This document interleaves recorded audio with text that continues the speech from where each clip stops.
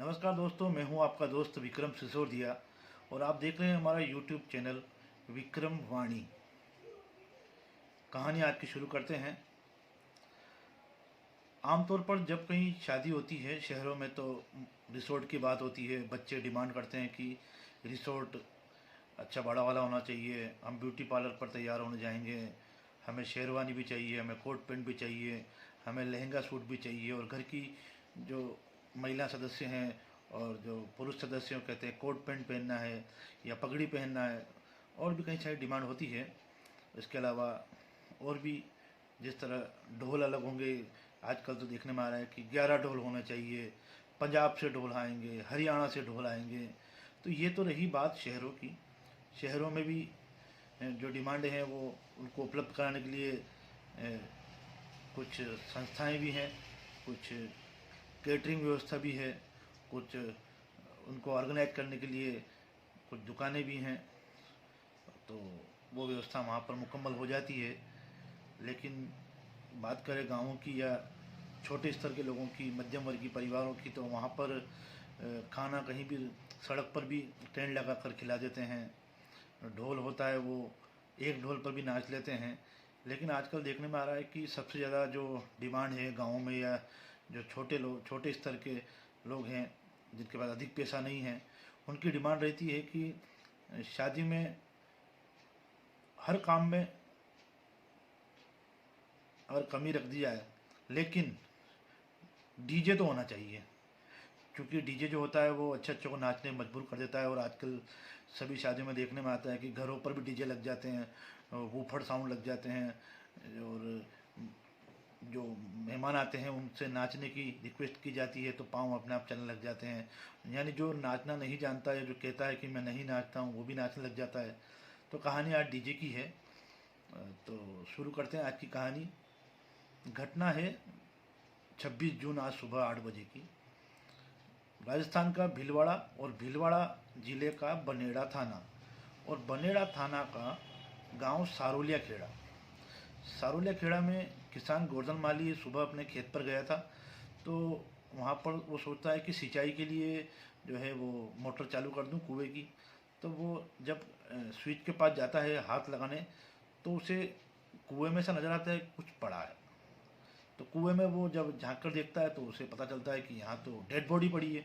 तो वो आसपास के लोगों को बुलाता है कि आप आइए देखिए, ये तो कुछ डेड बॉडी है, किसी का शव है। तो आसपास के लोग भी देखने आते हैं और बोलते हैं कि पुलिस को बुलाइए। तो पुलिस को सूचना दी जाती है। तो बनेड़ा थाने की पुलिस पहुंचती है और देखती है कि ये डेड बॉडी पड़ी है। और डेड बॉडी को जैसे तैसे करके बाहर निकाला जाता है। अब डेड बॉडी पड़ी है, अब लोग देख रहे हैं कि किसकी है, कौन हो सकता है। तो वहाँ कुछ लोग बताते हैं कि ये तो मांडल गेट वाला प्रेमालाल है। तो पुलिस सोचती है कि चलो शिनाख्त तो हुई। पुलिस पूछती है प्रेमालाल कौन। तो प्रेमालाल भोई, जो कि भोईवाड़ा का रहने वाला है। तो कि चलो अब उनके घर में कौन है उसे सूचना दी जाए। तो पुलिस उसे शव को पोस्टमार्टम के लिए ले जाने की तैयारी कर रही है। इतने में जो प्रेमालाल है उसका लड़का और उसकी पत्नी वगैरह दौड़ के आते हैं और देखते हैं कि डेड बॉडी तो प्रेमालाल की, और जो लड़का है वो रोने लग जाता है। तो पुलिस इस दौरान सवाल जवाब भी करती है कि तुम्हारे जो पिता हैं वो कब से गायब हैं। तो बताता है कि 2 दिन से गायब हैं। तो पुलिस बोलती है कि रिपोर्ट नहीं लिखाई। तो बोलते हैं कि रिपोर्ट इसलिए नहीं लिखाई कि वो हमसे नाराज़ थे। तो पुलिस पूछती नाराज़ क्यों थे। तो बताता है कि मेरी तो 2 दिन पहले शादी हुई है। तो पुलिस वो अचंभित हो जाती है कि जिस लड़के की शादी थी उसके पिता की डेड बॉडी 2 दिन बाद अगर कुएं में लाश के रूप में नज़र आती है तो ये तो वाकई में थोड़ा जांचने का विषय है। तो पुलिस उससे पूछती है कि क्या नाराज़गी थी। तो वो बताने में थोड़ा आगे पीछे होता है कि शादी में कुछ कमियां थी, इसको लेकर अनबन हुई थी। तो पुलिस थोड़ी उससे पूछताछ करती है कि क्या नाराज़गी थी। तो जो एक नई कहानी सामने आती है कि ये क्या, एक छोटी सी बात पर कोई आदमी दुनिया कैसे छोड़ सकता है। तो जो कहानी प्रथम दृष्टया सामने आई वो इस तरह थी कि प्रेमालाल जो है वो लगभग 40 साल का है था और अपने बच्चों की अच्छी तरह से शादी करना चाहता था, एक लड़की और एक लड़का। तो लड़के की शादी भी हो गई और जब लड़की की शादी हुई तो उसे विदा कर दिया गया। लेकिन उसके पहले जो घटना घटी वो ये थी कि लड़का और लड़की, प्रेमालाल के लड़का और लड़की दोनों ही चाहते थे कि शादी में डीजे बजाया जाए। तो प्रेमालाल का कहना था कि ये तो कान फोड़ू है और ये शादी में जो अन्य व्यवस्थाएं हैं उनमें भी दुविधा होगी, बातचीत करने में दिक्कत होती है और जो म्यूज़िक जो है वो थोड़ा परेशान करने वाला होता है। लेकिन बच्चे की जिद थी कि नहीं, डीजे तो होना ही चाहिए, क्योंकि रिश्तेदार आएंगे और रिश्तेदार आएंगे तो नाचेंगे और नाचेंगे तो वीडियो बनेगा, फोटो बनेंगे और याददाश्त बनी रहेगी। क्योंकि कोई भी रिश्तेदार ये चाहता है कि हम शादी में उपस्थित हुए हैं, लेकिन हमारा नाचते हुए भी कोई दृश्य होना चाहिए, हमारा कोई डांस होना चाहिए, ताकि वो एक यादगार बनी रहे।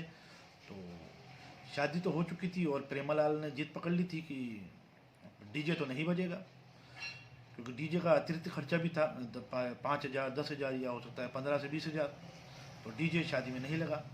बेटी को विदा कर दिया। उसके बाद भी हल्का सा एक अनबन हुई कि डीजे होता तो अच्छा होता। तो प्रेमालाल जो था वो तो बड़ा व्यथित हुआ कि मैंने बच्चों को पाला पोसा, उसकी तो कोई बात करता नहीं, लेकिन ये डीजे जो है ये एक नई मुसीबत और एक नया मामला सामने आया कि जिसमें पिता को थोड़ा आत्मग्लानि भी हुई कि बच्चे जो हैं वो इस तरह से मुझे डांट रहे हैं या गुस्सा कर रहे हैं या क्रोध जता रहे हैं। तो जो वो पिता था प्रेमलाल, वो बिना कुछ कहे बेटी जब भी विदा हुई और वहाँ से निकल गया। अब 2 दिन हो गए, बच्चों ने सोचा कि चलो कभी पिता आएंगे तो बोल देंगे कि ख़त्म करो बात, अब आज के बाद डीजे का कोई नाम नहीं लेगा और जो घर में खुशियाँ हैं वो ऐसी ही बनी रहेगी। लेकिन आज 26 जून को जो सूचना घर पहुंची तो जो खुशी का जो माहौल था वो मातम में बदल गया। तो दोस्तों ये थी आज की एक सच्ची कहानी। हालांकि पुलिस जो है वो अ, इस घटना के दूसरे एंगल पर भी जांच कर रही है कि प्रेमालाल कुएं तक कैसे पहुंचा और 2 दिन गायब रहा तो कहाँ गया, किससे मिला, और ये हो सकता है आत्महत्या न होकर कोई हत्या का भी एंगल इसमें देख रही है पुलिस और जांच रही है। तो अब इस घटना को हर पाठक से और हर दर्शक से मैं ये अपील करना चाहूँगा कि इस घटना से सबक ले। शादियाँ जो है वो एक पिता जो है उसका भी आखिरी सपना होता है कि शादी कर दें बच्चों की और इनका वैवाहिक जीवन शुरू हो जाए, फिर मैं दादा बन जाऊँ, मेरे पोता पोती हो, मेरे नाती हो। तो उसकी भी इच्छा होती है कि शादी अच्छी तरह से हो, लेकिन उसकी भी कुछ दुविधाएं हैं, या सिर्फ हो सकता है पैसों की कमी हो, या वो अनावश्यक खर्चा समझकर खर्च नहीं कर पा रहा हो। और उसकी भी कुछ इच्छा होती है कि अब समाज में जाऊंगा शादी के बाद और समाज के प्रति जो जिम्मेदारियां हैं वो अब उनको समझ दूंगा। लेकिन बच्चों की जिस तरह से अनबन हुई और बच्चों ने जो नाराज़गी जताई वो उसे हजम नहीं हुई और उसने मौत को गले लगा लिया। ये घटना का दूसरा पहलू है कि अब उस पर जांच जारी है और पुलिस जो भी है वो मामले का खुलासा कर ही देगी। आप सभी से निवेदन है कि अपने घर में कोई भी शादी हो तो किसी प्रकार की जिद या अड़ंगा ना लगाएं या किसी से नाराज़गी ना जताएं, क्योंकि शादी तो होना ही होना है, लेकिन जो असली जीवन है वो शादी के बाद का है। तो दर्शकों, आज की इस कहानी को ही विराम देता हूँ। मिलते हैं एक नई कहानी के साथ।